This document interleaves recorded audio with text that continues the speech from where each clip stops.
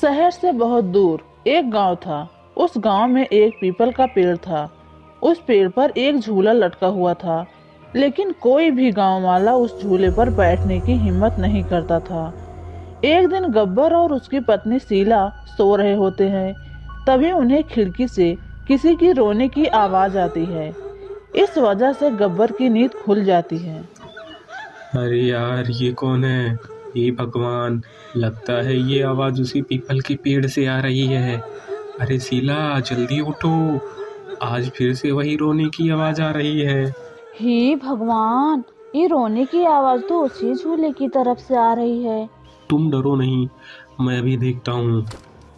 फिर गब्बर खिड़की की तरफ जाता है तो उसकी आंखें फटी की फटी रह जाती है। उसे झूले पर एक औरत दिखाई देती है। उसने सफेद रंग की साड़ी पहनी हुई होती है और जोर जोर से रो रही होती है।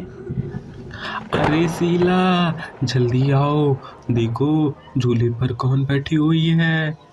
अजी, ये तो वही चुड़ैल तो नहीं जिसने कई वर्षों से इस झूले पर अपना कब्जा कर रखा है? तुम्हारा दिमाग तो नहीं खराब हो गया है? वो देखो, वो सिर्फ एक औरत ही है। अजी, भला रात के 2 बजे कौन पेड़ के नीचे झूला झूलता है? बताओ भला। तुम रुको, मैं अभी जाकर बाहर देख कर आता हूँ कि इतनी रात को वो कौन औरत है जो इस झूले पर झूला झूल रही है। अरे नहीं, रुको रुको, तुम्हारा दिमाग खराब तो नहीं हो गया है जो इतनी रात को खुद मौत के मुंह में जाकर मरना चाहते हो? अगर आपको कुछ हो गया तो मेरा क्या होगा? मैं आपको कहीं नहीं जाने दूंगी। तभी वह चुड़ैल अचानक से गायब हो जाती है। ये सब देखकर वे दोनों डर जाते हैं। अरे मर गई रे, ये तो गायब हो गई। मैंने आपसे कहा था ना कि ये कोई साधारण औरत नहीं है। तुम सही कह रही हो शीला, इस झूले में जरूर कोई ना गड़बड़ी है, तभी तो गांव वाले इसके आसपास जाने से डरते हैं। अजी, आज तक तो हमने इस झूले के बारे में अफवाहें ही सुनी थी। हाय, आज तो हमने अपनी आंखों से भी देख लिया। देखो जी, एक बात सुन लो मेरी, मैं अब इस घर में और नहीं रहने वाली, बता देती हूँ। फिर अगले दिन शीला का भाई शहर से अपनी पत्नी के साथ उसके घर पर आता है। अरे शीला बहन, देखो कौन आया है। अरे भैया, तुम बड़े दिनों बाद आज तुम्हें अपनी बहन की याद कैसे आ गई? बस बहुत दिन हो गए थे तो मैंने सोचा क्यों ना अपनी लाडली बहन से मिल लूं आज। फिर वे लोग पूरा दिन हंसी मजाक करके बिता देते हैं और फिर रात होने पर चेतन भाई, तुम शीतल के साथ इस कमरे में सो जाओ, हम पास वाले कमरे में सो जाते हैं। और हाँ, तुम्हें किसी चीज की जरूरत हो तो मुझे बता देना। इतना बोलकर शीला अपने कमरे में सोने के लिए चली जाती है। फिर कुछ देर बाद शीतल की नजर खिड़की के बाहर उस झूले पर पड़ती है। अजी सुनिए ना, इधर आइए। ओ देखिए, ओ पेड़ के नीचे एक झूला लगा हुआ है। हमारे शहर में तो ऐसा कहीं देखने को नहीं मिलता। चलिए ना, मेरा बहुत मन है झूला झूलने का। चलिए ना। अरे रुको रुको, तुम पागल तो नहीं हो गई हो? देखो कितनी रात हो गई है, सुबह होने दो, सुबह झूला झूल लेना। अभी आओ, तुम सो जाओ।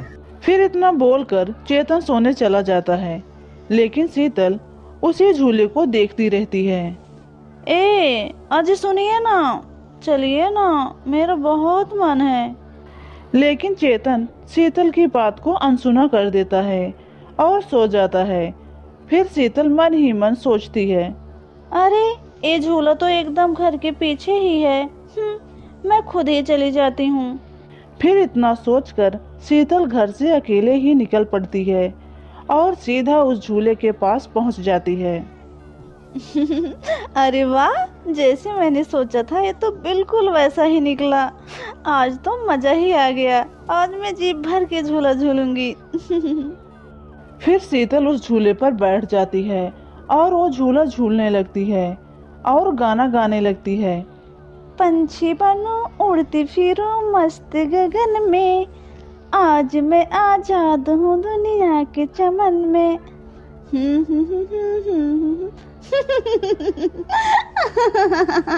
अरे वाह।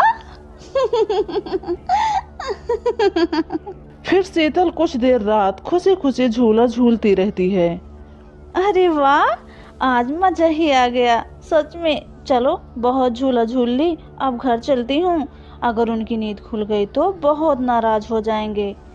फिर जैसे ही शीतल उस झूले से नीचे उतरने लगती है तो उसे महसूस होता है कि किसी ने उसे पकड़ कर रखा हुआ है और वो झूले से नीचे नहीं उतर पा रही है।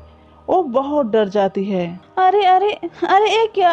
कौन है जिसने मुझे पकड़ कर रखा हुआ है? छोड़ो मुझे, कौन है? वो इधर उधर देखती है मगर उसे कोई दिखाई नहीं देता। अरे मर गई रे, मैं इस झूले से क्यों नहीं उतर पा रही हूँ? बचाओ बचाओ मुझे, अरे कोई बचाओ, कोई है? आजी सुनते हो, मेरी मदद करो। तभी शीतल की आवाज सुनकर चेतन की आंख खुल जाती है। शीला और गब्बर भी उठ जाते हैं और भागते हुए चेतन के पास आते हैं।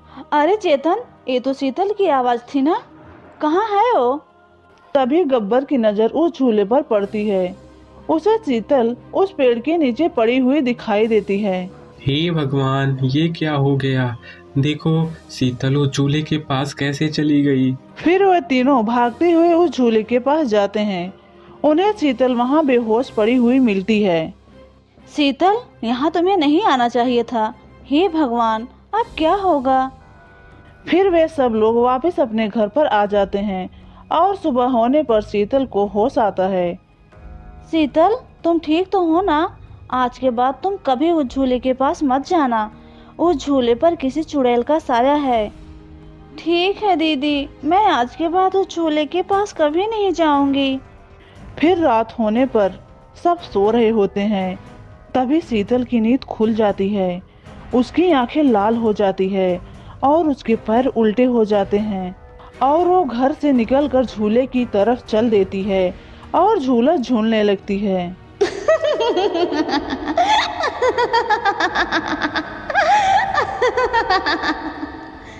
उसकी हंसी सुन करके उन सबकी नींद खुल जाती है।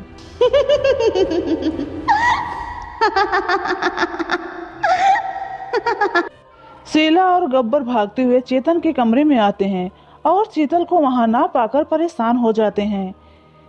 हे भगवान, अब ये शीला कहाँ चली गई? फिर वे सब खिड़की से झांक कर देखते हैं तो उनकी आंखें फटी की फटी रह जाती है। शीतल झूला झूल रही होती है। हे भगवान, मर गई रे, ये नासपीटी तो फिर से झूला झूलने चली गई। अरे बेवकूफ चेतन, अपनी पत्नी को संभाल कर नहीं रख सकता क्या? देख तेरी पत्नी आधी रात को कैसे झूला झूल रही है। फिर वो तीनों भागते हुए उस झूले के पास जाते हैं। ये नासपीटी शीतल, चल जल्दी से इस झूले से नीचे उतर। तुझे कल भी समझाया था ना कि इस झूले की तरफ मत जाना। एक बार भी समझ में नहीं आता क्या? अरे बाप रे बाप, जरा इसके पैर के तरफ तो देखो, इसके पैर तो उल्टे हो गए। अरे बाप रे, मेरी बीवी तो चुड़ैल बन गई। भागो रे भागो, मैं तो बर्बाद हो गया। उसके बाद वे तीनों वहां से भाग जाते हैं। तभी उन्हें रास्ते में कुछ गांव वाले मिलते हैं। अरे गबरू, क्या हुआ? इतनी तेजी से कहाँ भागे जा रहे हो?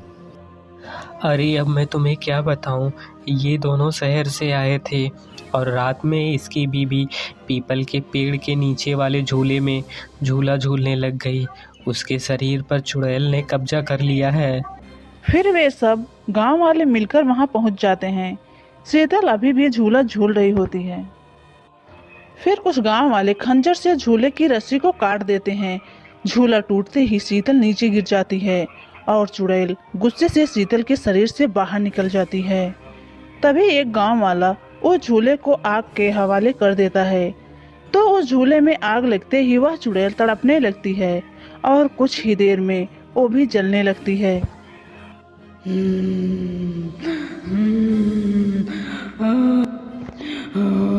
अरे मर गई रे गाँव वाले, मैं तुम लोगों को जिंदा नहीं छोड़ूंगी।